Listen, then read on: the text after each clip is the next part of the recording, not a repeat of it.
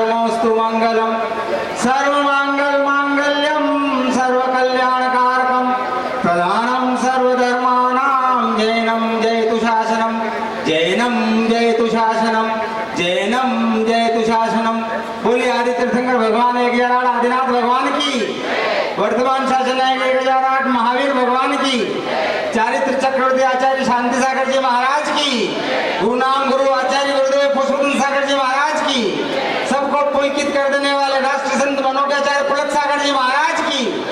सम्मानित मानवों, माताओं, हमारे बीच इस धर्म सभा मंडप में विराजमान सम्मानित अतिथियों को सादर आमंत्रित कर रहा हूँ। वे पधारें और गुरुदेव की छवि का चित्र अनावरण एवं दीप प्रज्वलन कर इस माहौल को ज्योतिर्मय बनाए।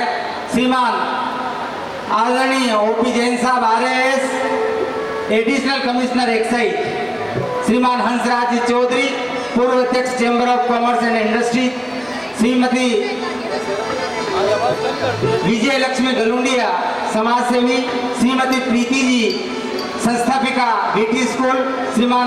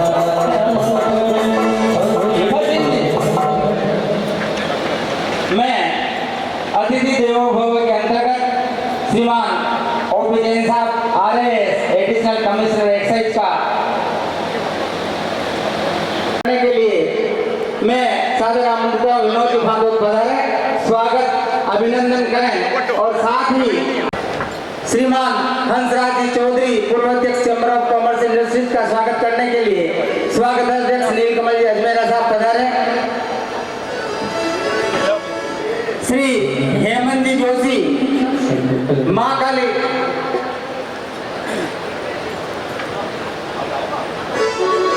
श्रीमती विजय लक्ष्मी जी गलुंडिया एवं श्रीमती प्रीति जी संस्थापिका बीटी स्कूल का स्वागत करने के लिए श्रीमती सीमा जी फांदोत, त्रिशला जी डागरिया और अंजना जी गंगवाल पधारे।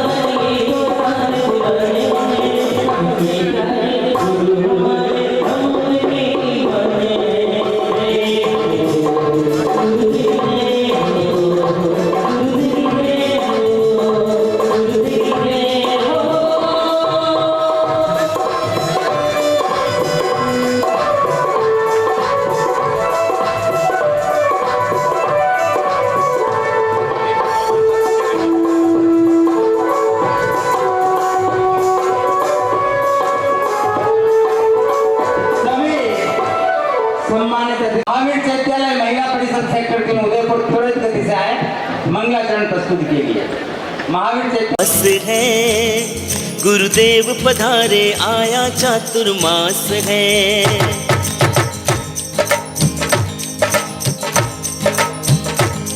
मेरी नगरी में आंगन में उत्सव खास है, गुरुदेव पधारे आया चातुर्मास है।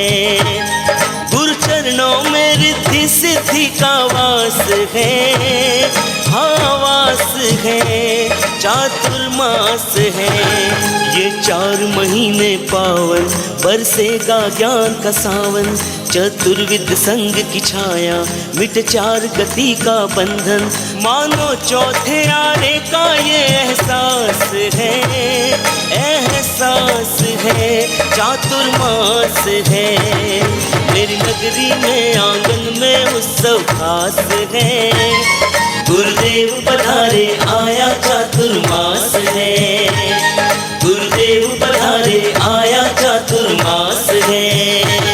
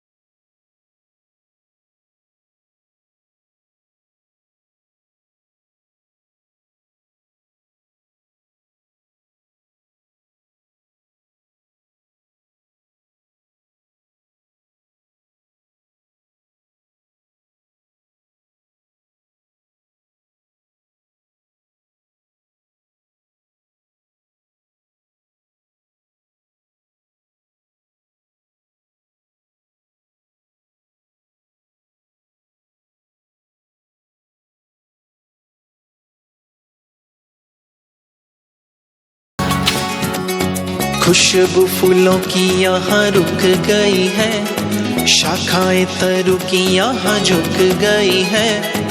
खुशबू फूलों की यहाँ रुक गई है, शाखाएं तरु की यहाँ झुक गई है।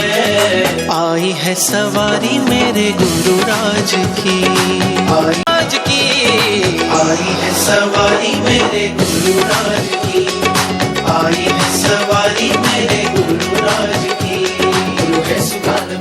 प्राप्त करें और हमारा स्वागत और अभिनंदन स्वीकार करें।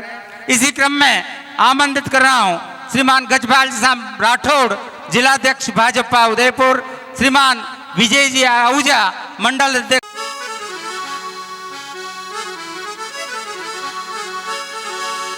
फंसी भंवर में थी मेरी नैया तो चल पड़ी है, फंसी भंवर में थी मेरी नैया, चलाई तूने तो चल पड़ी है। पड़ी जो सोई थी मेरी किस्मत हो, पड़ी जो सोई थी मेरी किस्मत, वो मौज करने निकल पड़ी है।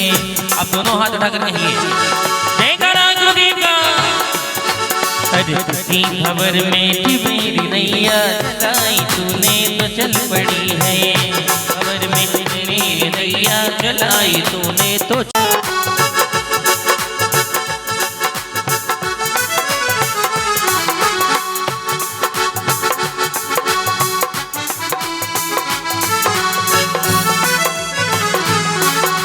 पड़ी जो सोई थी मेरी किस्मत हो, पड़ी जो सोई थी मेरी किस्मत, वो मौज करने निकल पड़ी है। फंसी भंवर में थी मेरी मन की लगन,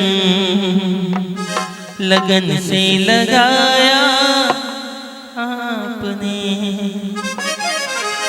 सोया था ये सारा जहां, सोया था ये सारा जहां। आज के पाद प्रक्षालन के पुण्यार्जक परम आदरणीय श्री महावीर जी, श्रीमती सरिता जी, साहिल जी वाणावत से निवेदन है आप पधारे, त्वरित गति से पधारे।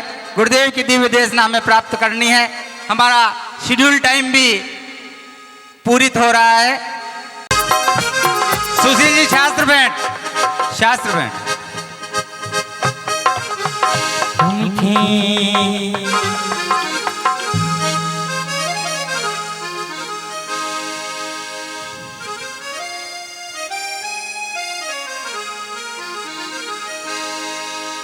चरण धूल से बढ़कर जग में चीज कोई अनमोल नहीं।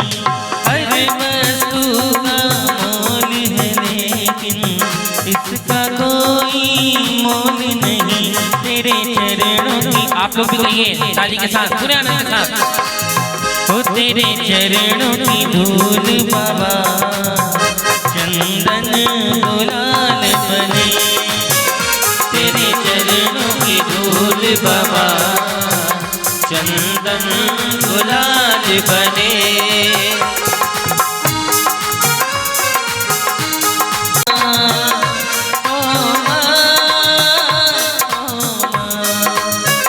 ये जो दुनिया है जीवन है कांटों का, तू फुलवारी है ओ माँ।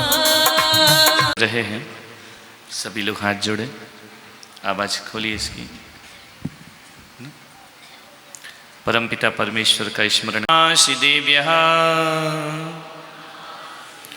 यदर्चा भावेन प्रमुदितमना दर्दुरेह क्षणादासीत् सर्गी गुणगण समृद्ध सुखनिधि लभन्ते सद्भक्ता शिव सुख समाजम किमु तदा।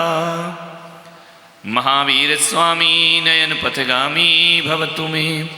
महावीर स्वामी नयन पथगामी भवतु मे। महावीर स्वामी नयन पथगामी भवतु मे।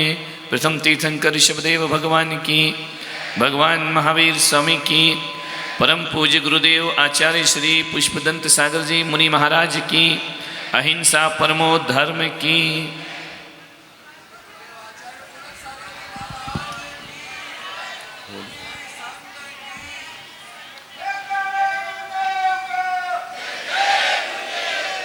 प्यारी प्यारी भव्य आत्माओं, एक घटना है।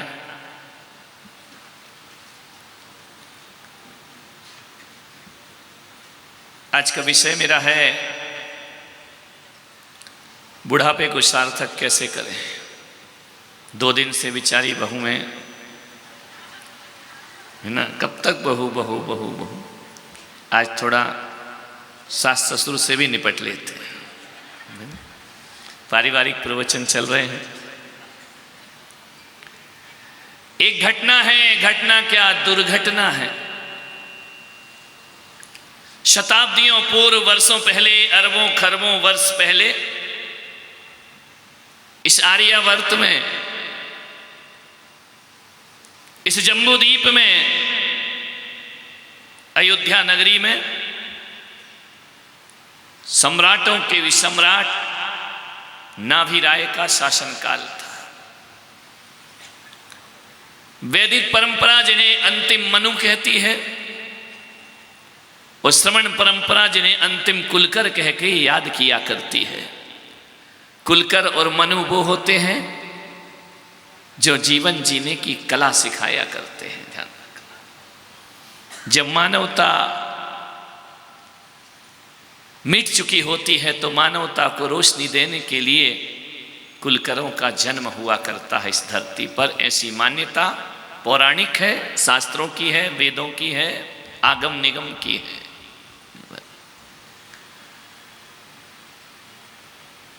बड़ा अजीब जीवन था, बड़ा महान जीवन था नाभिराय का। इतना महान, इतना महान, इतना महान कि महानता भी उनसे महानता को प्राप्त हुआ करती थी। ऐसे नाभिराय इस धरती पर रहे। अयोध्या जैनों का भी शाश्वत तीर्थ है, तो अयोध्या वैदिक परंपरा का भी एक शाश्वत तीर्थ हुआ करता है। अयोध्या में यदि श्री राम का जन्म होता है तो अरबों खरबों वर्ष पहले प्रथम तीर्थंकर ऋषभदेव का जन्म भी अयोध्या में हुआ करता है। अयोध्या महान है, जहाँ पर युद्ध की जरूरत नहीं हुआ करती है। ध्यान रखिए, अयोध्या वह है जहाँ युद्ध समाप्त हो जाया करते हैं।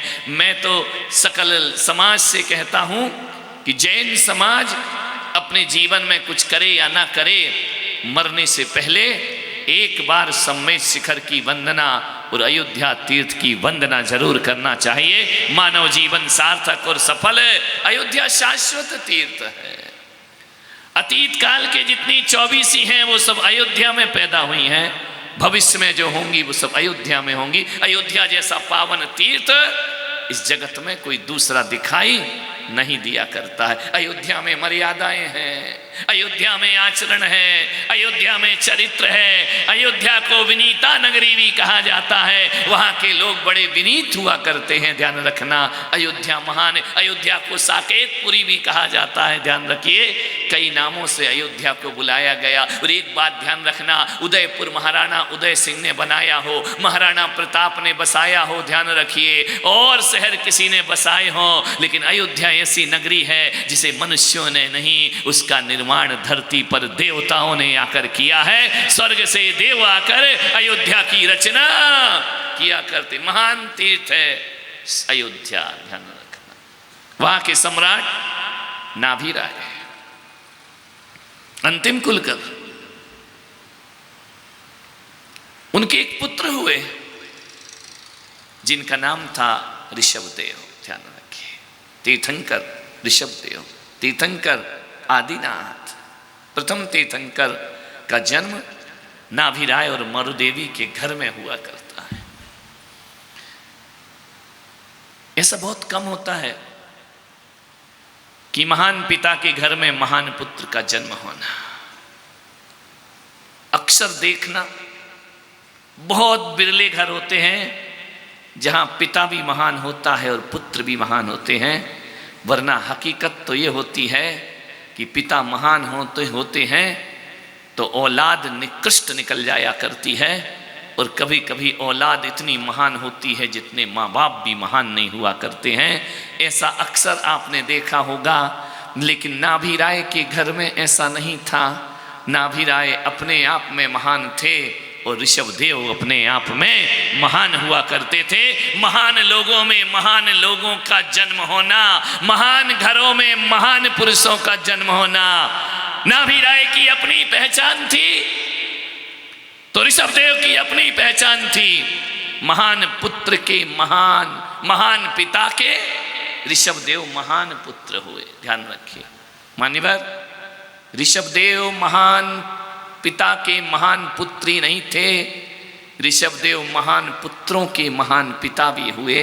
भरत जैसे, बाहुबली जैसे पुत्रों के पिता बनने का सौभाग्य जिन्हें अर्जित हुआ। ध्यान रखिए, कैसे घर होंगे जहां सभी महान लोग पैदा होते हैं। बिरले होते हैं ऐसे घर। मान्यवर, हो सकता है कि आपके घर में आप जितने महान हैं पुत्र ना हो। ऐसा होता है अक्सर, देखते हैं हम, जानते हैं हम, जो ख्याति हमारे पूर्वजों ने अर्जित की है वो हमारी औलाद अर्जित नहीं कर पाती है। ध्यान रखना, अमिताभ बच्चन ने जो ख्याति प्राप्त की अभिषेक बच्चन प्राप्त नहीं कर पाए, और राजीव गांधी ने, इंदिरा गांधी ने जो पाया वो राहुल गांधी नहीं पा पाए। ध्यान रखना, हर आदमी का अपना अपना व्यक्तित्व, अपना अपना जीवन होता है। ऐसा नहीं है कि महान घर से महान लोगों का ही जन्म होता हो। मान्यवर, अक्सर यही होता है। आपसे मेरा निवेदन है, आज जो विषय मैं यहाँ लेकर के आया हूँ, आज जो बात मैं आपसे करने जा रहा हूँ, एक बात याद रखना, एक पिता का कर्तव्य होता है। कोई बच्चों को जन्म देने से कोई माँ बाप नहीं बन जाता है। बच्चों को जन्म देने से जननी जनक बन सकते हो, लेकिन बच्चों को जो जीवन और संस्कार देते हैं वो माता पिता का दर्जा प्राप्त किया करते हैं। ध्यान रखिए, जानवर बच्चों को जन्म देते हैं, वो जननी जनक बन सकते हैं, लेकिन माँ बाप का दर्जा उनको प्राप्त नहीं हुआ करता है। मनुष्य को माँ बाप का दर्जा प्राप्त होता है, वो केवल जन्म नहीं देता है, वो बच्चों को जीवन भी प्रदान, जीवन जीने की कला सिखाया करता है। एक पिता का सबसे बड़ा कर्तव्य होता है अपने बच्चों को इतना योग्य बनाओ, अपने बच्चों को इतना योग्य बनाओ, इतना योग्य बनाओ, इतना योग्य बनाओ, इतना योग्य बनाओ कि तुम्हारा बेटा विद्वानों की सभा में आगे बैठने की काबिलियत रखता हो। ध्यान रखिए, इतना योग्य। देखो, फटर फटर मत करो, ढंग से। अब 4 बजा रहे, 4 नहीं बजा रहे। अरे मैंने कहा ना, ढंग से करो यार, कोई भी काम जिंदगी में करो।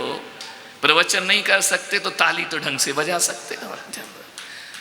ध्यान रखना, दिल से करो कोई भी काम जिंदगी में। जिंदा रहना है, मुर्दों की तरह मत जियो।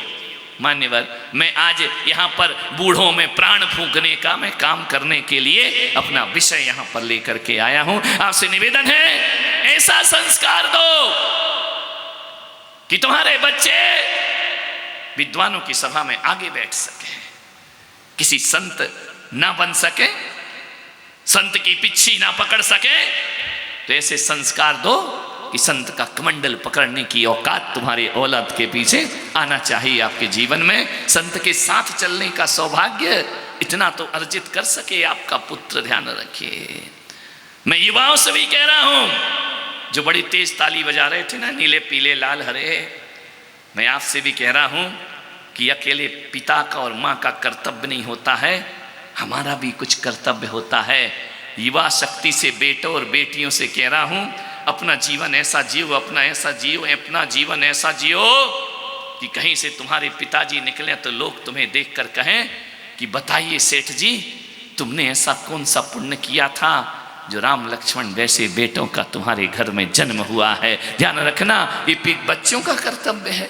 तुम्हारे पिता का गर्व से माथा ऊपर उठना चाहिए, तुम्हारा पिता नजरें उठा करके चल सके, तुम्हारा पिता शर्मिंदा ना हो, ऐसा चरित्र आज के अब युवाओं ने ताली नहीं बजाई, चुप हो गए बेचारे। बाप की पिटाई में तो बहुत ताली बजा रहे थे। ध्यान रखना, मान्यवर, ऐसा जीवन जियो, लोग कह सके कौन सा पुण्य किया था तुमने जो ऐसे बच्चों को जन्म दिया अपने जीवन में।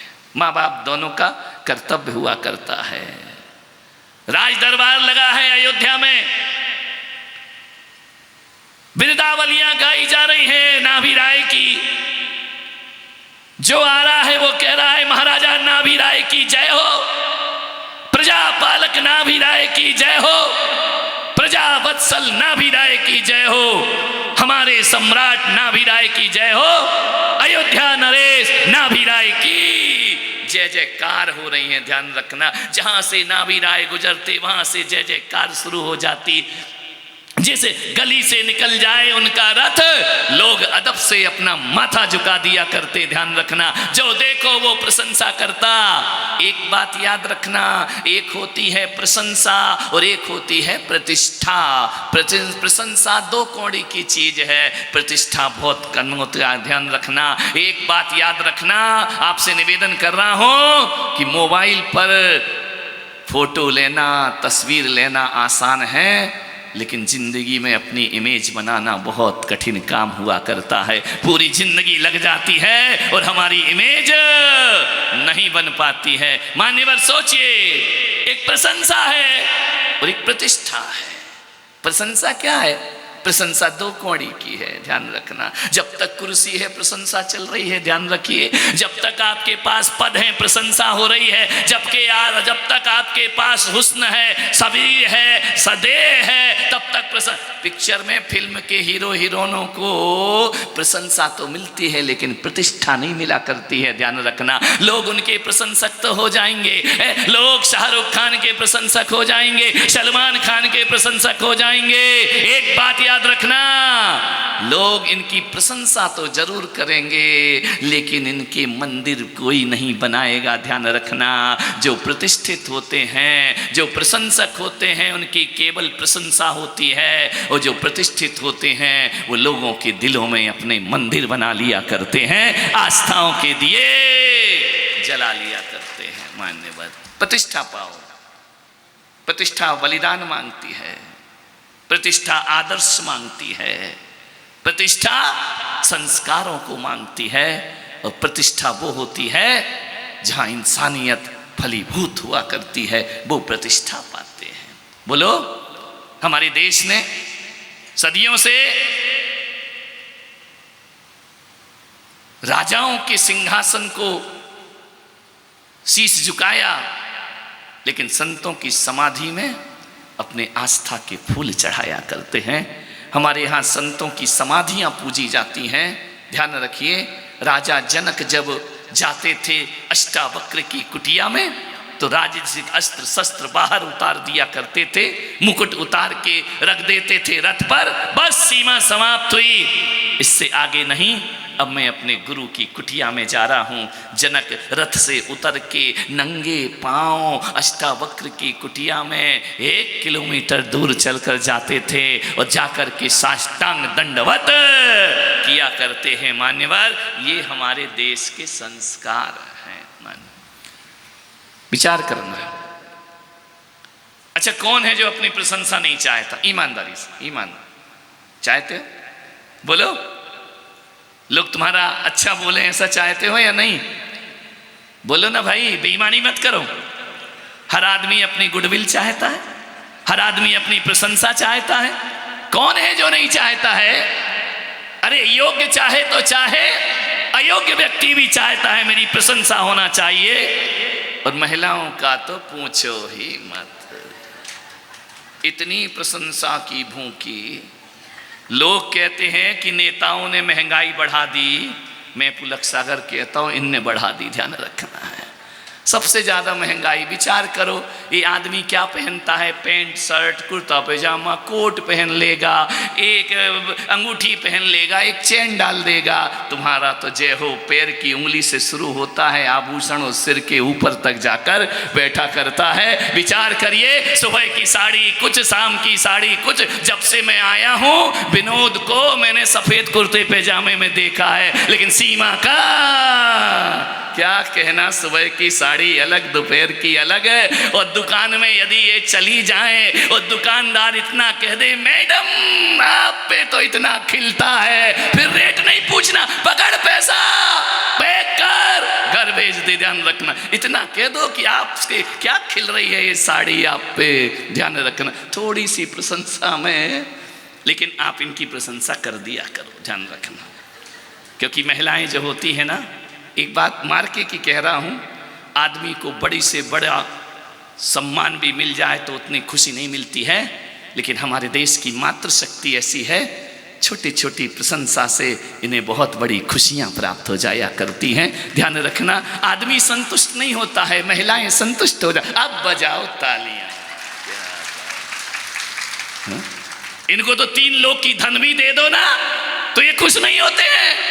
ध्यान रखना, एक पति पत्नी में झगड़ा हो गया, पति हमेशा बुराई करता, क्या बनाती है क्या बनाती है। पत्नी ने कहा यार कुछ भी बनाओ, ये आदमी गुस्सा ही करते रहता है। पूरी बनाओ तो गुस्सा, परम पूरी बनाओ तो गुस्सा, पराठे बनाओ तो गुस्सा, मीठा बनाओ तो, आज तक प्रशंसा ही नहीं करता है। एक दिन पत्नी पेन कागज लेके बैठी, बोल क्या क्या खाना है तुझे, जो तू कहेगा वैसे ही बनाऊंगी, जैसा मसाला बोलेगा वैसे ही। एक दिन उसने पूरा परफेक्ट भोजन बनाया, कोई कमी नहीं छोड़ी। उसने कहा कभी तो एक बार मुंह से प्रशंसा कर दे। आदमी गया, भोजन किया, अब चाट चाट करके खा रहा है। पत्नी ने बोला आज तो मजा आ गया, आज इसको पसंद आया। लेकिन इतने बेईमान आदमी पूरा खा गया। पत्नी को बोलता है इतना भी अच्छा बनाने की क्या जरूरत थी, तेरे की आदमी गड़बड़ बनाए तो सुने और बुरा अच्छा बनाए, इतना भी अच्छा क्या जरूरत थी। विचार करिए मान्यवर, मैं आपसे निवेदन करूंगा इनको खुश कर दिया करो। ध्यान रखना, अच्छे से खुश हो जरा। क्या बात है, खूब लड़ी मर्दानी वो तो। छोटी छोटी खुशियां, मैं जानता हूं, मेरे कमरे में लोग आते हैं, आदमी को मैं पेन दे दूं खुश तो होता है, इतना कोई खास नहीं होता है। इनको कुछ भी दे दो, इन्हें ऐसा लगता है कि महाराज के हाथ से मिला है, इससे बड़ा नोबेल पुरस्कार मुझे दुनिया में कोई दूसरा नहीं हुआ करता है। ध्यान रखना, संतुष्ट हैं। छोटी छोटी खुशियां इन्हें बहुत बड़ी खुशियां प्रदान कर देती हैं। प्रशंसा अलग चीज है, प्रतिष्ठा। हर कोई चाहता ना कि हमारी प्रशंसा हो, चाहती हो या नहीं? अब मैं रोज यदि पंडाल से तुम्हारी बुराई करूं, कहोगे जाए एक तरफ, हमको नहीं सुनना वो प्रवचन, बाढ़ में जाए। जब देखो जब हमारी बुराई, कभी इनका भी बोल दिया करो। और इन्हें तो ना बुराई से असर पड़ता है, इनके लिए तो गले ही बर्बाद करना है। मान्यवर, हर व्यक्ति प्रशंसा चाहता है, हर किसी को प्रशंसा प्रिय है। मैं पुलक सागर कहता हूं, प्रशंसा चाहते हो तो आज एक नियम ले लेना, किसी की जय जयकार में रोड़े मत अटकाना। जो दूसरों की जय जयकार में रोड़े अटकाता है, उसे जीवन में कभी प्रशंसा का प्रसाद नहीं मिला करता है। ध्यान रखना, कोई तरक्की कर रहा तो उसकी तरक्की से जलो मत, उसकी तरक्की से ईर्ष्या मत करो। कोई ऊंचाइयों को प्राप्त कर रहा है तो ध्यान रखना, उससे जलन और ईर्ष्या नहीं होना चाहिए, उसकी बुराई नहीं होना चाहिए। दूसरों की ख्याति में कभी बाधा बनने की कोशिश मत करिए, परमात्मा तुम्हें भी ख्याति प्रदान करे। दूसरों के यश से कभी जलो मत, दूसरों की तरक्की से कभी ईर्ष्या मत करो, उनके रोड़े मत अटकाओ। लेकिन आदमी ऐसा है, एक ऊपर चढ़ता है, टांग खींचने को तैयार नहीं। मेरे भाई ध्यान रखना, नहीं, जीवन को समझने का प्रयास करिए। दूसरों की प्रशंसा में कभी रोड़े मत अटकाना। तुम्हें अपने आप प्रशंसा बिना पुरुषार्थ के उपहार में प्राप्त हो जाएगी। दूसरों की प्रशंसा ना कर सको तो कम से कम किसी की बुराई मत किया करो। ध्यान रखना। मान महाराजा नाभिराय, उन्होंने भरी सभा में, ना जाने आज नाभिराय को क्या हो गया, ऐसा उन्होंने कभी जीवन में अशिष्ट व्यवहार नहीं किया, मगर आज ना जाने क्या हो गया। उन्होंने भरी सभा में दर्पण में मुख देखा। सारी प्रजा, सारे दरबारी स्तब्ध रह गए कि सम्राटों का श्रृंगार गृह तो अलग हुआ करता है। आज सम्राट सिंहासन पर बैठकर दर्पण में मुंह देख रहे हैं। यदि सम्राट ही दर्पण में मुंह देखेगा तो जनता क्या करेगी? फिर सम्राट को सिंहासन पर बैठकर दर्पण नहीं देखना चाहिए। महाराजा नाभिराय ने दर्पण देखा।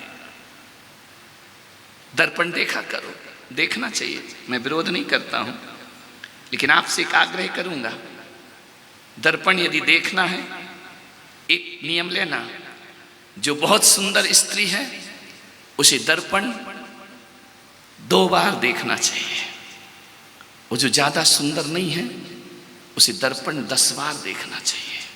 मैं दर्पण का विरोधी नहीं, देखो, लेकिन एक निवेदन आपसे करूंगा कि जब आप दर्पण देखो, खूबसूरत स्त्री, खूबसूरत आदमी जब दर्पण देखे तो उसे सोचना चाहिए कि जितना सुंदर मैं हूं उतना सुंदर मेरा व्यवहार है या नहीं है। यदि नहीं है तो मुझे आज से ही चेहरे से ज्यादा अपना चरित्र सुंदर बनाना चाहिए। ध्यान रखना, दर्पण अंतर्मुखी होने का प्रतीक है, दर्पण जीवन को बदलने का प्रतीक है। वो जो सुंदर नहीं है उन्हें ये देखना चाहिए कि देख, तेरे चेहरे से तो तुझे ख्याति मिल नहीं सकती, तेरे चेहरा में अट्रैक्शन आ नहीं सकता, देख तेरे चेहरे की तुझे प्रशंसा नहीं मिलेगी। अब ऐसा काम कर, ऐसा काम करूंगी आज से अपने जीवन में कि चेहरा भले सुंदर ना हो, मेरा व्यवहार इतना सुंदर हो कि मैं लोगों के दिलों में राज।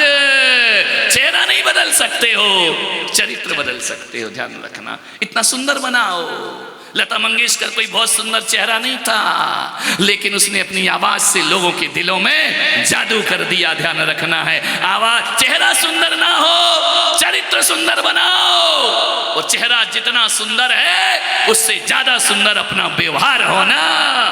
गोरा मुख हो, सुंदर आंखें हो, बोलने का तमीज ना हो, कौन पसंद करेगा उसे? ध्यान रखिए मान्यवर, व्यवहार अच्छा बनाइए अपना। नाभि राय ने दर्पण देखा। मैं कहता हूं अपने जीवन में किसी की आत्मकथा पढ़ो या ना पढ़ो, आदमी को अपनी जिंदगी की आत्मकथा जरूर पढ़ना चाहिए। मान्यवर, विचार करना है। आदरणीय देवनानी जी यहां बैठे हैं। अजमेर में मेरे बहुत सत्संग इन्होंने किया। मेरा चतुर्मास हुआ, जब जब समय मिलता था चले आते थे। पिछले वर्ष ऋषभदेव चतुर्मास में जैसे ही उन्हें पता लगा महाराज हैं, दर्शन को आ गए। अभी यहाँ पर पधारे। मैंने कहा देवनानी जी क्या बात है? बोले उदयपुर आया और आपका सुना और मैं ना हूँ, ऐसे कैसे हो सकता है? ऐसा बेदाग छवि राजनीति में उन्होंने कभी राजनीतिक लाभ उठाने का कारण उपाय नहीं किया। उन्होंने अपने कभी जीवन में अपने आदर्श और मूल्यों को नहीं खोया। और विधानसभा में कभी ऐसी बात आई जो उनको रुचिकर ना लगी तो देवनानी जी ने खुलकर उसका विरोध किया।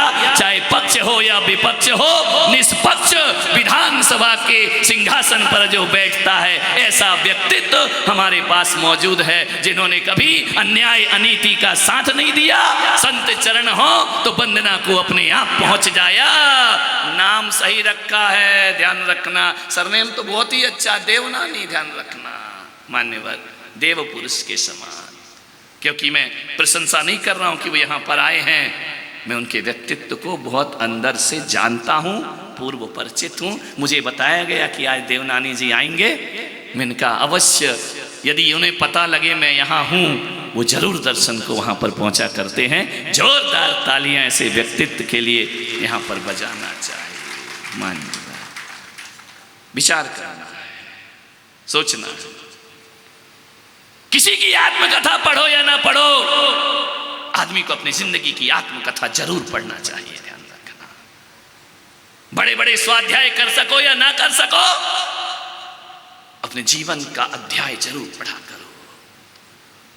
महाराजा नाभि राय ने देखा दर्पण में दो घटना घट गई। दो घटना घट गई। उनके कान के बाल सफेद हो गए। महाराजा नाभि राय के कानों के बाल, बड़े मजे की बात है उदयपुर वालों।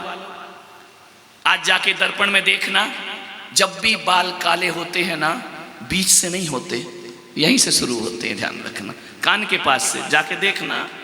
जो लोग डाई करा के आए वो नहीं। नीलकमल तुम्हारे बाजू में देखो, क्या तुम तो काले करा के आए हो, पड़ोस का देख लो। ध्यान रखना है, कान के पास से बाल सफेद होते, अक्सर बीच से कभी सफेद नहीं होते हैं। उनके कान के बाल सफेद हो गए और महाराजा नाभि राय ने दूसरा दृश्य देखा। उनका जो मुकुट है ना, वो झुकने लगा है। नाभि राय ने देखा मुकुट झुक रहा है, इसका मतलब सत्ता के दिन गए, अब सत्य की खोज में निकलना चाहिए। ध्यान रखना, कैसे महापुरुष थे, जीवन भर राज्य का विस्तार किया करते थे, जीवन भर राज्य की सीमाएं बढ़ाया करते थे, राज्य का संचालन करते थे। और एक वक्त आता था कि राजपाट छोड़कर संन्यास आश्रम में प्रवेश। महाराजा जनक और महाराजा भरत ये घर में रहकर बैरागी वैदेही कहलाए। ध्यान रखना है, ऐसा सुशासन हमारे आर्यावर्त में रह चुका है। ध्यान रखना। मान्यवर, आपसे निवेदन है, देखा महाराजा नाभि राय ने कि अब सत्ता के दिन खत्म हो गए। एक होता है सत्य और एक होती है सत्ता। मालूम है सत्ता क्या होती है? जो दूसरों को सता कर मिले वह सत्ता, और जो खुद को तपा कर मिले वह सत्य हुआ करता है। ध्यान रखना, सत्य वही है जिसमें खुद को तपना पड़ता है, खुद के जीवन की साधना करना पड़ता है। लेकिन एक बात याद रखना, सत्ता की अपनी सीमा है और सत्य की अपनी शुरुआत हुआ करती है। एक बात आपसे कह रहा हूँ, बचपन जो होता है वो ज्ञान अर्जन के लिए होता है, और जवानी जो होती है वो धन अर्जन के लिए होती है, और बुढ़ापा जो होता है वो पुण्य अर्जन के लिए हुआ करता है। बुढ़ापे में आदमी को पुण्य कमाना चाहिए, जवानी में ज्ञान प्राप्त करना चाहिए, और बचपन जो होता है, ध्यान रखना, धन अर्जन जवानी में और ज्ञान अर्जन बचपने में हुआ करता है। निवेदन है, एक ही निवेदन है आपसे प्रवचन का, एक ही सूत्र दे रहा हूं कि रात ऐसे बिताओ, रात ऐसे बिताओ कि सुबह किसी को मुंह दिखाने में शर्म ना लगे। ध्यान रखना, रात बोलो तो रात कैसी बिताओ कि सुबह किसी को मुंह दिखाने में शर्म ना लगे। और दिन ऐसा बिताओ कि रात को चैन की नींद सो सको। और जवानी ऐसे बिताओ कि बुढ़ापे में खून के आंसू ना बहाना पड़े। और बुढ़ापा ऐसा बिताओ कि किसी के सामने हाथ फैलाना ना पड़े। जीवन का बहुत बड़ा सूत्र है, किसी के सामने हाथ ना फैलाना पड़े बुढ़ापे में। ऐसी जिंदगी बिताओ। रात को चैन की नींद वही सोता है जो दिन को अच्छे तरीके से गुजारता है। और दिन को सुबह मुंह वही दिखा सकता है जो रात को पवित्रता के साथ बिताया करता है।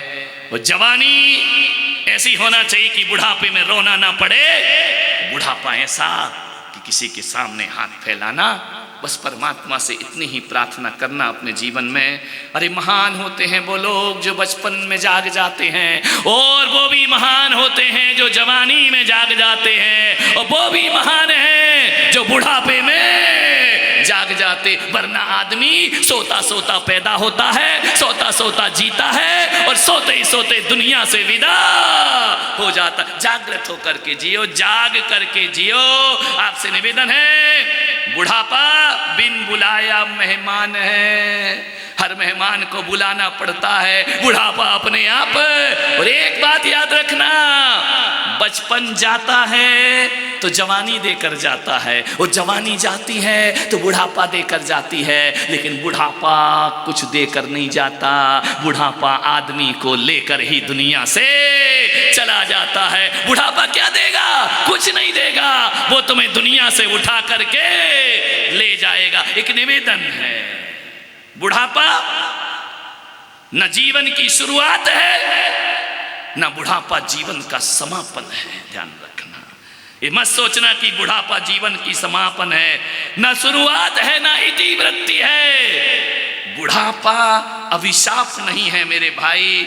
बुढ़ापा तो जिंदगी का सुनहरा अध्याय हुआ करता है, जहां हम जिंदगी भर के किए हुए अनुभव को पढ़ा करते हैं। ध्यान रखिए, आपसे निवेदन, सुनहरा अध्याय है, थको मत।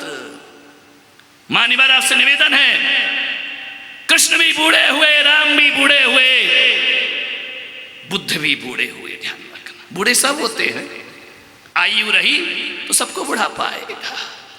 लेकिन एक बात याद रखना, कितने भी बुढ़ापे को बचाने के उपाय कर लो, कितनी भी गोलियां खा लो, कितनी भी प्लास्टिक सर्जरी करा लो, तुम शरीर को धोखा दे सकते हो, लेकिन भीतर बैठी आत्मा को धोखा नहीं दे सकते हो। बुढ़ापा तो आएगा ही आएगा। कितना भी ब्यूटी पार्लर चली जाओ, कितना भी लिपाई पुताई कराए आओ, कोई फर्क नहीं पड़ने वाला है। ध्यान रखना, कितना भी आप कुछ कर लो, ध्यान रखिए, आपसे निवेदन है, कितना भी आप कर लो। दो महिलाएं बैठी थी, एक महिला ने ट्रेन में सफर कर रही थी, एक 40 साल की थी। दूसरी ने पूछा, बहन तेरी उम्र क्या है? बोली ज्यादा नहीं है, 25 साल है। तो 40 बता रही, 25। महिलाएं कभी सही उम्र नहीं बताती हैं, और आदमी सही इनकम नहीं बताया करता है। पूछो कितना कमा रहे हो? बस महाराज दाल रोटी चल रही है तुम्हारी, वाह गजब कर। बताएंगे नहीं कि कितना कमाते। वो महिला कभी सही उम्र नहीं बताती। उसने कहा कितनी उम्र है? बोले 25 साल, दिख तो 40 रही है। उसने कहा बहन तेरी उम्र क्या है? बोली मेरी 18 मान ले। ध्यान रखना, विचार करो, सोचो, ऊपर सुनील बर्थ पे लेटा था, धड़ाम से नीचे गिरा। महिलाओं ने कहा क्या हुआ? बोले तुम 18-20 की, तो मैं तो पैदा ही हो रहा हूं। ध्यान रखना, झूठ की भी एक हद होती है। मान्यवर एक बात याद रखो, सोचिए, इतिहास बदलने से कुछ नहीं होता, भूगोल तो साफ साफ बता देता है कि तुम्हारी उम्र क्या हुआ करती है। ध्यान रखना, विचार करना, उम्र को छोटी बताने से बुढ़ापा नहीं आएगा, इस गलत फहमी में मत रहना। इन झुर्रियों को मिटाने से बुढ़ापा नहीं आएगा। नकली बत्ती सी लगाने से बुढ़ापा नहीं आएगा। इस गलतफहमी में मत जीना मेरे भाई।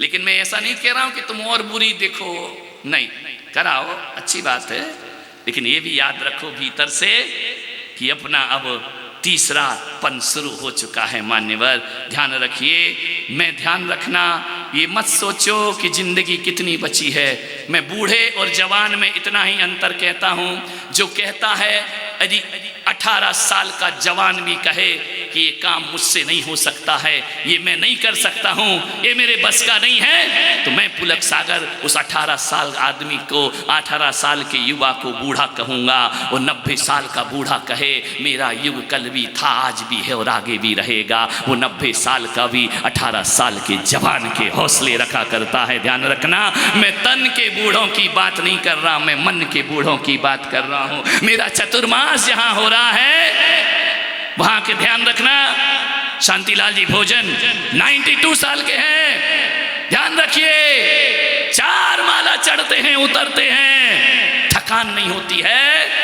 और एक 20-25 साल का युवा की सांस फूल जाया करती है, सुबह से शाम भाग दौड़ करते हैं, वही जोश है, वही आवाज में दम है।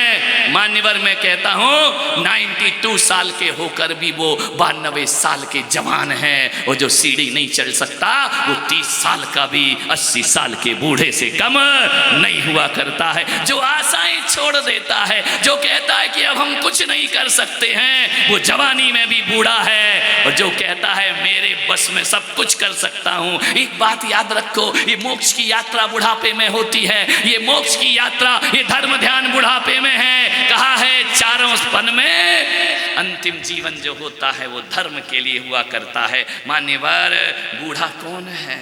कौन है बूढ़ा?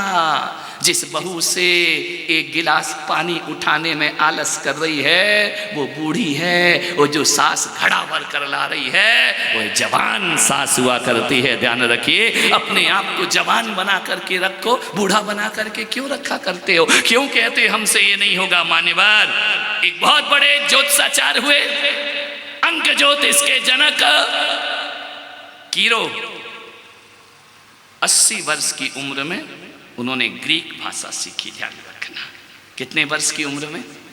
जहां तुम कहते हो कि 80 में हमसे चला नहीं जाता, हमारी मेमोरी काम नहीं करती है, उन्होंने ग्रीक भाषा सीखी। मान्यवर सुकरात ने 70 वर्ष की उम्र में साहित्य लिखना शुरू किया, 70 वर्ष की उम्र में। आपसे निवेदन है, पिकासो ने 90 वर्ष की उम्र में चित्र बनाना सीखे। मान्यवर एक बात याद रखना, शरीर बूढ़ा हो जाए लेकिन आदमी को कभी मन बूढ़ा नहीं करना चाहिए अपनी जिंदगी में। मन हमारा जवान ही होना चाहिए। बूढ़ा कौन? जो कुछ नहीं कर सकता। आपसे निवेदन है कि बुढ़ापे को कैसा बिता रहे हो? कैसा है बुढ़ापा तुम्हारा? अक्सर मैं बुढ़ापा देखता हूं, बहुओं की बुराई, लड़के की बुराई, पोते की बुराई, पड़ोसी की बुराई, रिश्तेदारों की बुराई। 24 घंटे बूढ़ों का यही काम बचा है क्या? बहू ऐसी नहीं है, बेटी ऐसी नहीं है, दामाद ऐसा है, पोते नहीं सुनते हैं, ये काम नहीं करता है, नौकरानी सही नहीं है, ये भद्दा चरित्र, ये सब बुढ़ापा बिताना है तुम्हें? जीवन अध्याय, नया अध्याय लिखो इस बुढ़ापे में। ध्यान रखिए, बहू क्या कर रही, पोते क्या कर रहे हैं, वो ढंग से बात नहीं करते, उससे हमारा व्यवहार अच्छा नहीं है, बैठ जाते हैं मंदिर के चौपालों पर और बैठ के सिवा बुराई के कुछ और काम। अरे बुढ़ापा ऐसे मत बिताओ, तुम्हें आने वाली जिंदगी की तैयारी करना है। मान्यवर जिंदगी भर बहू बेटों को कोसते कोसते मर जाओगे क्या अपनी जिंदगी में? मान्यवर आपसे निवेदन है, अरे उनका उनको सौंपो, तुम तो दाल रोटी खाओ और प्रभु के गीत गाओ। बुढ़ापा इसके लिए होता है, लेकिन क्या करें, दिल है कि मानता नहीं। ध्यान, बहू कहती मम्मी जी किचन में मत आओ, सासू जी मत आओ, तुम समय पे भोजन करो, अपना धर्म ध्यान करो, मंदिर में रहो। लेकिन बूढ़ी सासू को तो किचन में जाए बिना मजा नहीं आता है। जब वो जाएगी तो तू मैं करेगी, फिर बोलेगी ये नहीं किया और वो नहीं किया, ऐसा नहीं किया। मान्यवर सोचिए आप, बुढ़ापे को ऐसा बर्बाद मत करिए अपनी जिंदगी में, किसी की बुराई निंदा में। बहुओं, वो किसकी बुराई करते हो दिन भर? बुढ़ापे में बाजार तो घूमा नहीं जाता है, पड़ोसी के यहाँ जाया नहीं जाता है। बहू से बेटी की बुराई, बेटी से बहू की, सिवा बुराइयों के बूढ़ों के पास कोई काम नहीं बचा है। ध्यान रखना। मैं आपसे निवेदन कर रहा हूँ, मैं आपसे आग्रह कर रहा हूँ, ऐसा बुढ़ापा मत बिताओ। बुढ़ापा तो आएगा, लेकर के जाएगा। आपसे निवेदन है, गुनगुना के जीना है या भुनभुना के जीना है, ये तुम्हारे ऊपर डिपेंड है। बुढ़ापे को गुनगुना के भी जी सकते हो और भुनभुना के भी। भुनभुना के जियोगे दुर्गति होगी, गुनगुना के जियोगे सदगति की प्राप्ति होगी। ध्यान रख, आनंद में बुढ़ापा जियो। किसने कहा बुढ़ापा खराब होता है? बुढ़ापा तो बहुत अच्छा हुआ करता है। थोड़ा सा जीवन की सोच को बदलना है। चिता जल उठे उससे पहले चेतना को जागृत कर लीजिए। शरीर शमशान में जाए उससे पहले परमात्मा की यात्रा कर लीजिए, और अस्थियां बिखरे उससे पहले आस्था प्रकट कर लीजिए अपने जीवन में। तुम्हारा बुढ़ापा सार्थक हो जाएगा। परिवार नाम छोड़ो, भगवान नाम गिनो, नमोकार नाम गिनो, ज्यादा मत उलझो। जितना बुढ़ापे में दूर रहोगे फैमिली परिवार से, उतना जीवन में आनंद को प्राप्त करोगे। ध्यान रखना। जितने चिपकोगे, मेरा पोता, मेरी पोती, मेरी बेटी, मेरा देवता, मेरा ये, मेरा वो, मेरा मेरा करके मर जाओगे और जिंदगी में कुछ मिलने वाला नहीं। दूर रहो, दूर रहो परिवार से।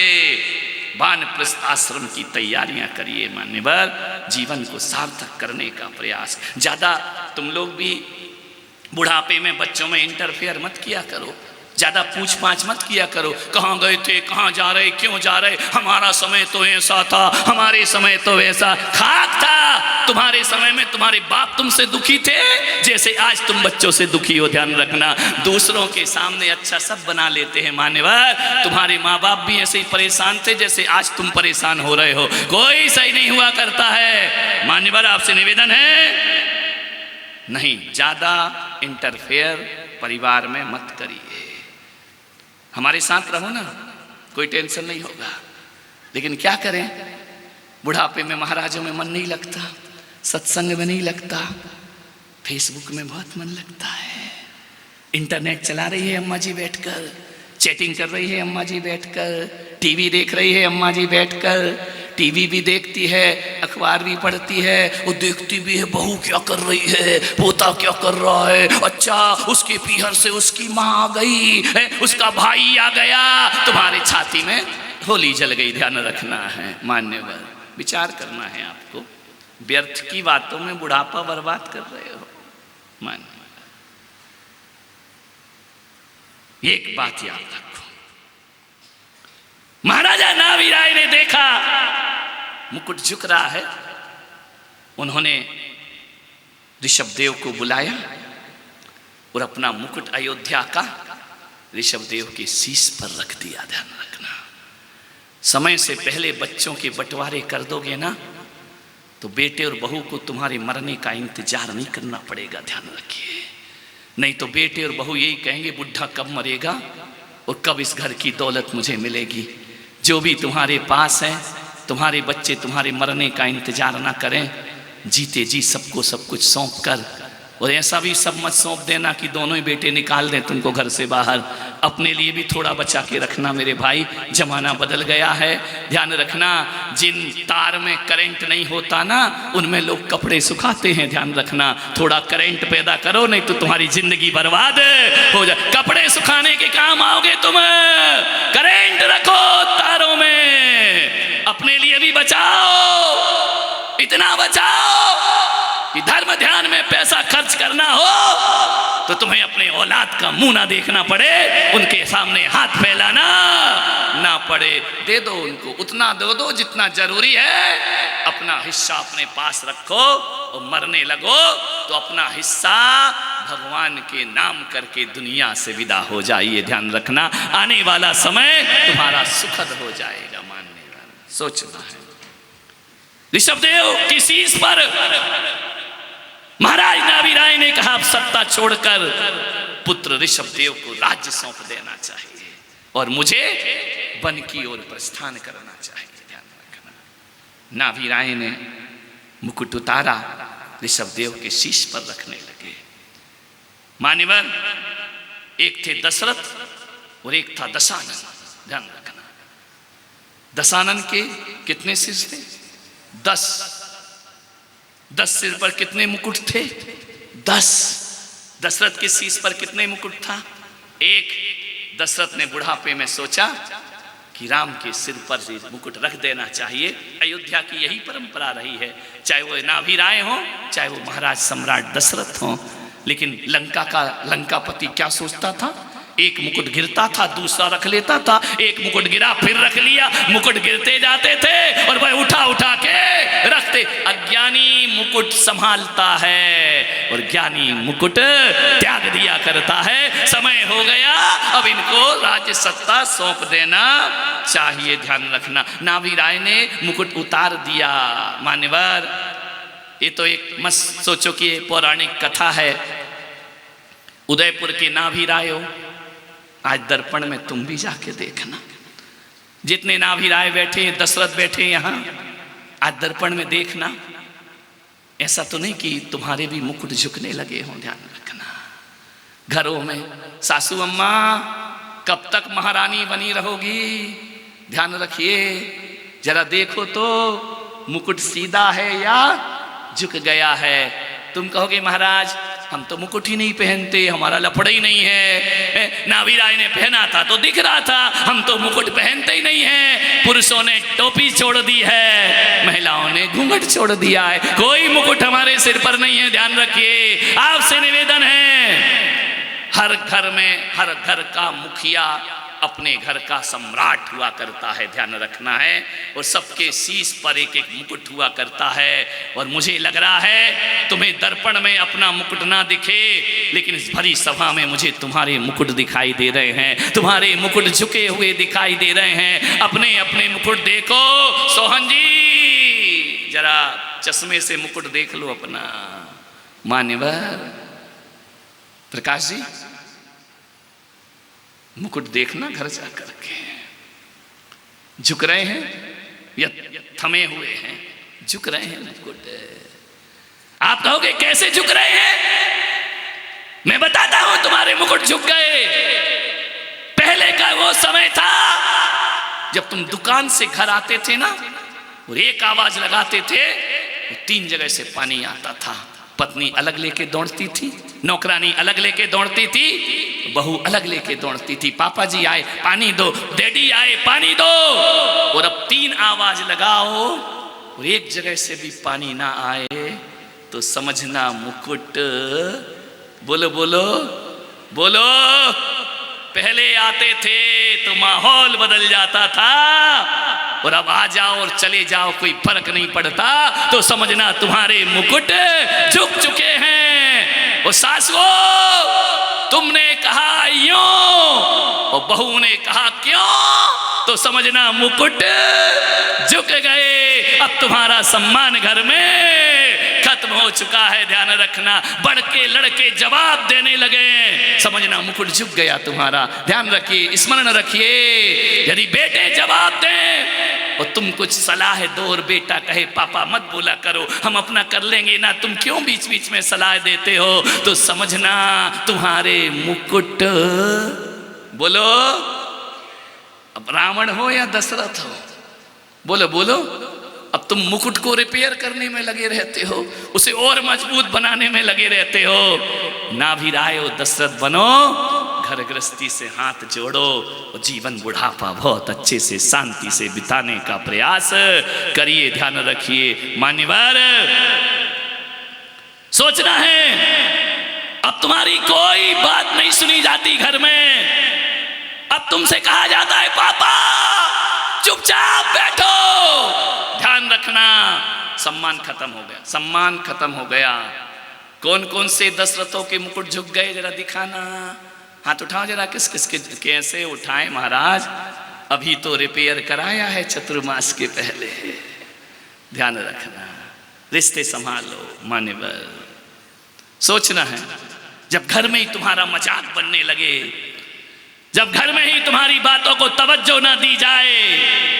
एक बात याद रखना, दुनिया की नजरों में इज्जतदार बनना आसान है और अपने परिवार में इज्जतदार बनना बहुत कठिन काम हुआ करता है। अपने परिवार में प्रतिष्ठा पाओ। नाभि राय ने जगत में भी पाई और अपने परिवार में भी नाभि राय प्रतिष्ठित होकर के जिए। उन्होंने कहा कि ऋषभ कुमार, अभी राज्य भार मुझसे संभलता नहीं है, मैं इसे तुम्हारे शीश पर रखना चाहता हूं। नहीं सुधरता। एक बूढ़ा था, इतना परेशान, इतना दुखी, रिटायर्ड हो गया। अब रिटायर्ड हो जाओ तो बुढ़ापा और कटना मुश्किल हो जाता है, ध्यान रखना। अब ऑफिस जाना नहीं, नौकरी में जाना नहीं, अब घर में बैठ गए। टेंशन तुमको नहीं, बहू को हो जाता है, क्योंकि तुम दिन भर टॉक टाक करोगे, दिन भर बोलोगे, दिन भर बोलोगे।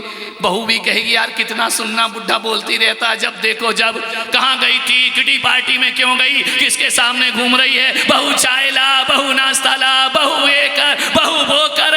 उसने कहा यार ये सरकार भी बहुत जल्दी रिटायरमेंट देती है, देवनानी जी से कहूंगा कि थोड़ा और बढ़ा दिया जाए, घर सुख शांति से जिएगा, दिन भर चे चे पे पे। अरे उसने कहा यार ये रिटायर्ड क्या हो गया, मेरा जीना आराम हो गया है। उस बहू ने, परेशान हो गया बूढ़ा। छोटी बहू कहती हम नहीं रखेंगे, बड़ी बहू कहती है हम नहीं रखेंगे। क्या किया जाए? समाज के लोगों ने कहा प्रतिष्ठित घर है, ऐसा नहीं होना चाहिए, ये अच्छा व्यवहार नहीं है समाज में। दोनों बहू बेटियों को पंचों ने समझाया। समझाने के बाद क्या हुआ, फैसला हो गया कि 15 दिन तुम रख लेना, 15 दिन तुम रख लेना। बूढ़ा बोला 31 का महीना हुआ तो क्या करूंगा, फिर कहां जाऊंगा मैं। 15 का तो फैसला हो गया, 31 को क्या होगा। बोले 31 में मंदिर में जाके जागरण करो, आराम से रहो, भगवान का भजन करो, प्रभु का। उस बूढ़े को मैंने देखा, बड़ा दुखी था, मेरे पास आया। बोले महाराज बड़ा परेशान हूं, बड़ा दुखी हूं, क्या करूं। मैंने कहा क्या परेशानी है। बोले दोनों बच्चे रखना नहीं चाहते हैं, दोनों को मेरी दौलत चाहिए, लेकिन बाप किसी को नहीं चाहिए, बूढ़ा किसी को नहीं चाहिए, पैसा सबको चाहिए। तो मैंने कहा एक काम कर। बोले क्या। मैंने कहा एक वृद्धाश्रम है मेरा पुष्पगिरी में, तुम जाओ उसमें जाके रहने लगो। तुमको पेंशन मिलती है। बोले मिलती है। मैंने कहा कितनी मिलती है। बोले 6वां वेतन आयोग भी लागू हो चुका था रिटायर होते होते। तो मैंने कहा कितनी मिलती है। तो बोले 30-40 हजार तो मिल जाती है। मैंने कहा अरे बूढ़े आदमी, अकेला है, बुढ़िया चली गई तुझे छोड़कर, 40 हजार में तेरा गुजारा नहीं होता। अरे गुजारा तो बोले हो जाएगा, बच भी जाएगा पैसा। तो मैंने कहा एक काम कर, बड़े को भी छोड़ और छोटे को भी छोड़, जा वानप्रस्थ आश्रम में जाकर के वृद्धाश्रम में रह, भगवान का भजन कर, किसी के हाथ मत फैलाना। गवर्नमेंट तुझे तनख्वाह दे रही, गवर्नमेंट पेंशन दे रही है, आराम से दिन गुजारना, मुनियों को आहार देना, भगवान की भक्ति करना। बोले महाराज कह तो सही रहे हो। तो इनका फिर मैं फोन लगाऊं, करूं तुम्हारी रुकने की वहां व्यवस्था, खूब पूजा भक्ति करना। बोले महाराज 12 घंटे का समय दे दो, कल का समय। दूसरे दिन मेरे पास आया, मैंने कहा दादाजी जा रहे हो। बोले महाराज आप कहे तो बिल्कुल सही रहे हो, रात भर मैंने सोचा तुम्हारे जैसी शिक्षा किसी की नहीं हो सकती है। तो मैंने कहा मैं कमरा बुक करूं तुम्हारा वृद्धाश्रम का। बोले महाराज फिर मन ये आता है, तैयारी तो कर ली, अटैची लगा ली, पूरी तैयारी है जाने की। तो मैंने कहा आप क्या विचार है। बोले अब ये सोचता हूं कि महाराज जाने दो ना, बच्चे हैं तो अपने ही। मैंने कहा जाओ भाड़ में, अब तुम ध्यान रखना। पड़ा पड़ा मर रहा और हाय हाय, आखिर हैं तो अपने ही। मृत्यु के समय भी आदमी को आसक्ति नहीं छूटती है। आसक्ति मालूम है क्या होती है? आसक्ति क्या होती है? आसक्ति बोलो, आसक्ति की क्या परिभाषा है? आसक्ति बोलो रे पंडितों, आसक्ति क्या होती है? जो आ तो सकती है पर जा नहीं सकती, उसे कहते हैं आसक्ति। ध्यान रखना, वो आ सकती है लेकिन छोड़कर जा नहीं सकती। आद्य शंकराचार्य ने कहा अंगम गलितम पलितम मुंडम दसन विहीनम जातम तुंडम वृद्धो याति गृहत्या दंडम तदपि न मुच्यति आसा पिंडम। आद्य शंकराचार्य कहते हैं कि अंगम गलितम पलितम मुंडम दसन विहीनम जातम तुंडम वृद्धो याति गृहत्वा दंडम तदपि न मुच्यति आशा पिंडम।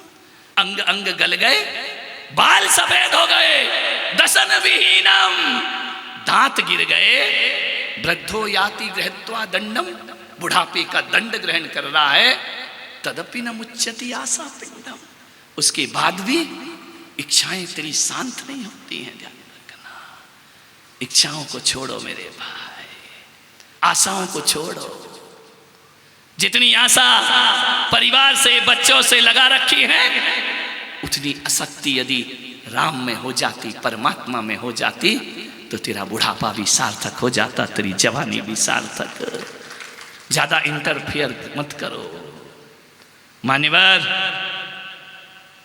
प्रभव सुधारो।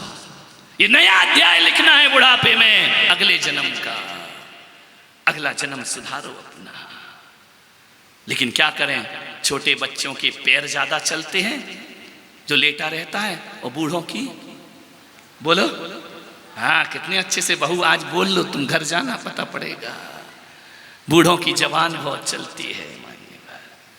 ज्यादा दखलंदाजी मत करो, ज्यादा नुक्ताचीनी मत करो। 30 साल का बेटा हो गया है, उसे आंख दिखाने की कोशिश मत करो। मान्यवर ध्यान रखिए, माने तो ठीक, नहीं माने तो वो जाने और उसकी किस्मत जाने। एक बार कहना आपका काम है, मान्यवर सोचना है। प्रपंचों से हटो और प्रवचनों में ज्यादा लगो। ध्यान रखना, तुम्हारे जीवन का कल्याण हो जाएगा। लेकिन प्रवचन में मन नहीं है, प्रपंचों में ज्यादा मन है तुम्हारी जिंदगी का।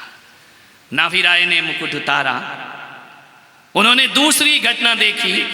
3-4 मिनट है, अभी टाइम नहीं हुआ है। उन्होंने दूसरी घटना देखी कि यहां तो मुकुट झुक रहा है, वहां कान के बाल सफेद हो गए। मैंने सोचा यार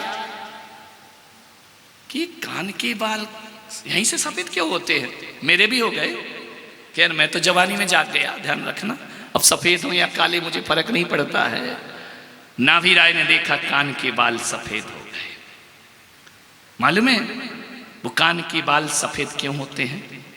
वो कान में कहते हैं, बेटा बेटा, जवानी गई, बचपना गया, फसल पक गई, फसल पक गई, फसल पक गई। और पकी हुई फसल कभी भी काटी जा सकती है, ध्यान रखना है। फसल पक चुकी है। वो कान में बाल कहते हैं, देख तूने बहुत शैम्पू किया, तूने बहुत तेल लगाए, तूने बहुत हमारी मालिश कराई, चंपी कराई, देख तूने बहुत मेरी सेवा की। अब इतना कहता हूँ, वो बाल तुम्हारे कान में कहते हैं कि अब बाल छोड़ो, माल छोड़ो, प्रभु का रास्ता अपनाओ अपने जीवन में। ध्यान रखिए, वो कान के बाल कहते हैं, ध्यान रखना, वो कान में आके धीरे से बोल रहे हैं, तूने सेवा की इसलिए हम शोर नहीं मचा रहे हैं, हम तुम्हारे कान में कह रहे हैं। एक बात याद रखना उदय पर्व वालों, दुनिया की हर सफेद चीज धीरे धीरे काली होती है। ध्यान रखना, कोई भी व्हाइट चीज ले आओ रख दो तो काला हो जाता है, लेकिन बाल ऐसे अपवाद हैं जो काले से धीरे धीरे सफेद हुआ करते, बाकी काला रंग कभी सफेद नहीं होता है। ध्यान रखना, काला रंग कभी सफेद नहीं होगा, लेकिन बाल ऐसे हैं जो काले से धीरे धीरे सफेद हो जाया करते हैं। वह कहते हैं, ए नादान, काली करतूतें छोड़ और सफेद जिंदगी जीना प्रारंभ कर दे।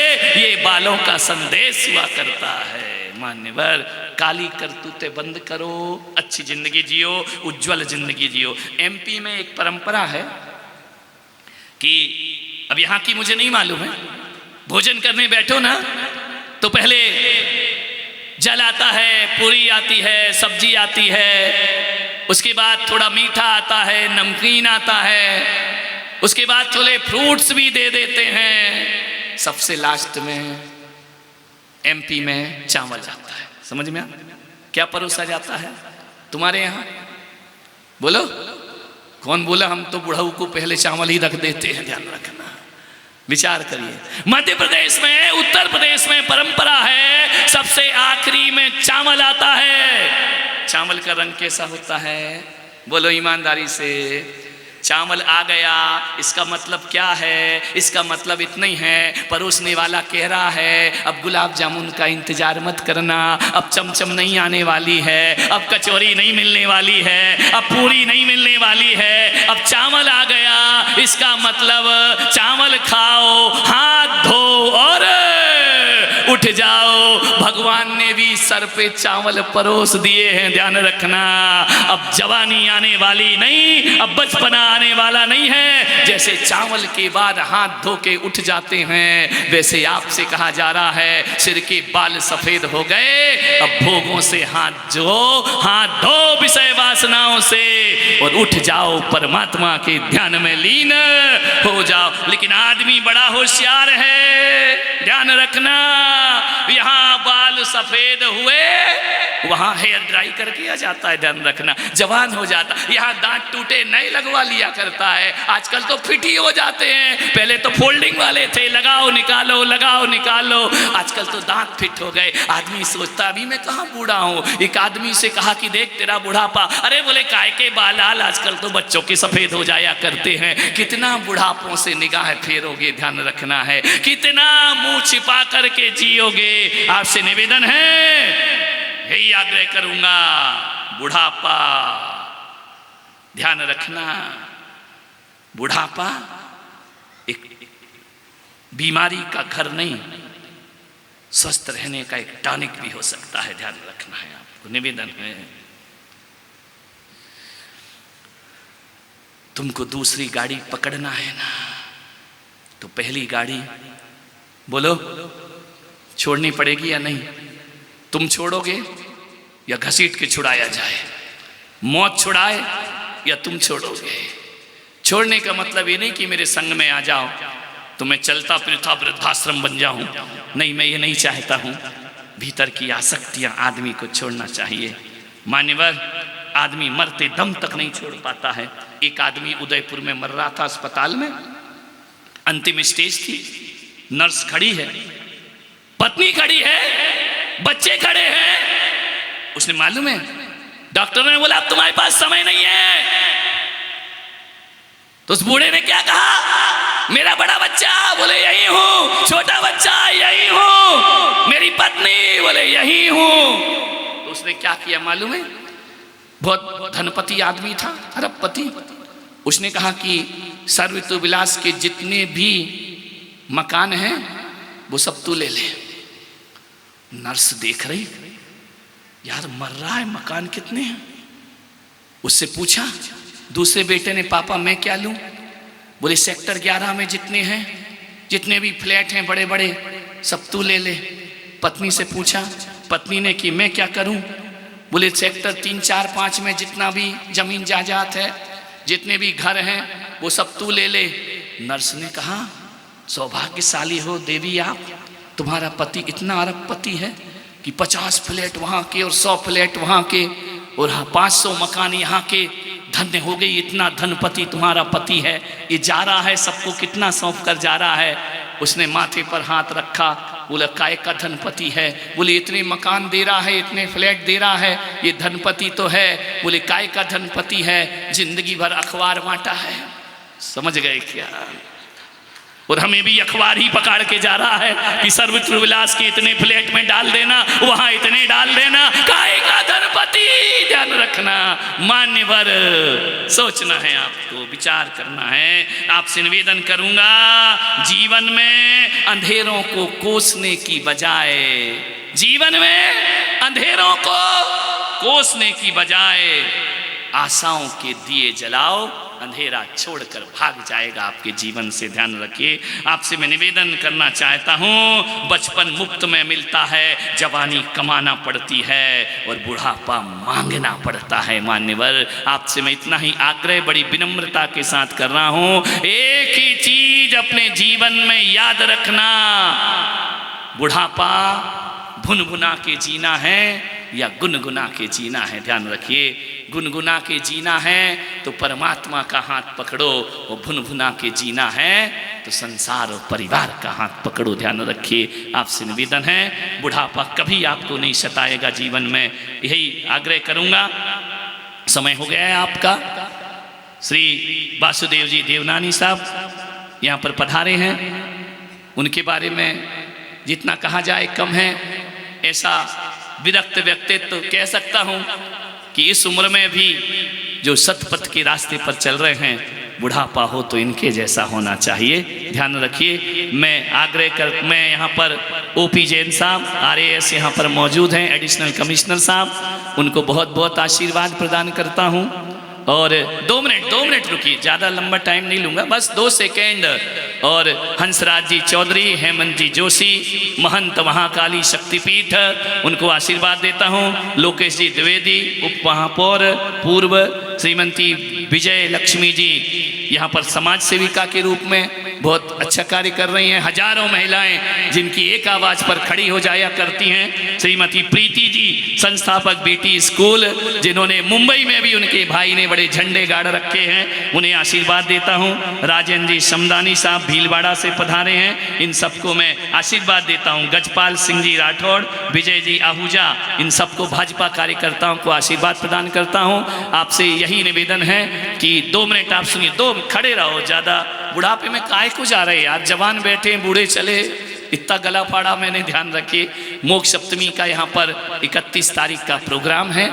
आज तक पूरे हिंदुस्तान में पालकियां 24 निकल चुकी, शोभा यात्रा निकल चुकी है। इस बार की मोक्ष सप्तमी पूरे हिंदुस्तान में नंबर 1 की मोक्ष सप्तमी उदयपुर में मनाई जाएगी। समो शरण का विहार होगा, सर्व ऋतु विलास से भगवान का समो शरण चलेगा। अष्ट कुमारिकाएं, 56 कुमारिकाएं, 100 धर्मेंद्र ऐरावत हाथी पर सवार होकर ईशान सानत कुमार महेंद्र भगवान पारसनाथ का दिव्य समो शरण विहार जैसा आगम में वर्णन है, अद्भुत दृश्य वह होगा। हजारों इंद्राणी चलेंगे, यहाँ सम्मेद शिखर बनेगा। यहाँ के कार्यक्रम से ज्यादा महत्वपूर्ण शोभा यात्रा देखने लायक होगी। बाहर से बड़ौद से बड़ी बड़ी झांकियां आ रही हैं। पासनाथ भगवान मेरे इष्ट आराध्य हैं, उनके लिए सब करना मेरे जीवन का सौभाग्य हुआ करता है। आप भी उसमें सहपाठी बने। मैं 2 मिनट के लिए वासुदेव जी देवनानी साहब को यहाँ पर बुलाना चाहता हूँ। मेरे बहुत अजीज हैं, मेरे बहुत पसंदीदा नेता हैं यहाँ पर पधारे। नेता क्या कहा जाए, राष्ट्रभक्त की संज्ञा उन्हें दी जाए, देशभक्त की संज्ञा दी जाए। नेता अलग होते हैं और राष्ट्र के सजग प्रहरी अलग हुआ करते हैं। देवनानी जी से कहूँगा 2 मिनट अपने विचार यहाँ पर जनता के बीच में रखें। 2 मिनट सुनिए, 2 मिनट सुनिए। परम पूज्य पुलक सागर जी के दर्शन और प्रवचन सुनकर के निश्चित रूप से अभिभूत हुआ और जीवन को एक नई दिशा देने वाले, किस प्रकार से जीवन जिया जाए, उसमें जो मार्गदर्शन किया, मैं समझता हूँ हम सब के लिए बहुत ही प्रेरणादायक है। और नाम ही इसका जो रखा है, ज्ञान गंगा महोत्सव, इससे बढ़िया ज्ञान की गंगा बहाने वाले संत को मैं चरणों में नमन करता हूँ। केवल एक ही आशीर्वाद मांगता हूँ सबके सामने कि इतनी ताकत दें कि मैं अपना बाकी का जीवन जनता की सेवा करता रहूँ और निष्काम भाव से करता रहूँ। ये मुझे आशीर्वाद दे महाराज, मगर उसके अलावा मुझे कुछ भी। जावानी के सोबाणी मस्तक धरूं सदा देत हों धोख, ही जिनवाणी भारती तो ही जपो दिन रैन, जो तेरा शरणा गहे सो पावे सुख चैन। 9 बार नमोकार, जिन्हें नमोकार नहीं आता है अपने भगवान का स्मरण सर्व विलास में वहाँ उपस्थित हो सके। निवेदन के रूप में सूचना, गुरुदेव का ज्ञान गंगा महोत्सव के अंतर्गत जो दिव्य देशना में प्राप्त होती है, उसका अंतर्राष्ट्रीय प्रसारण रात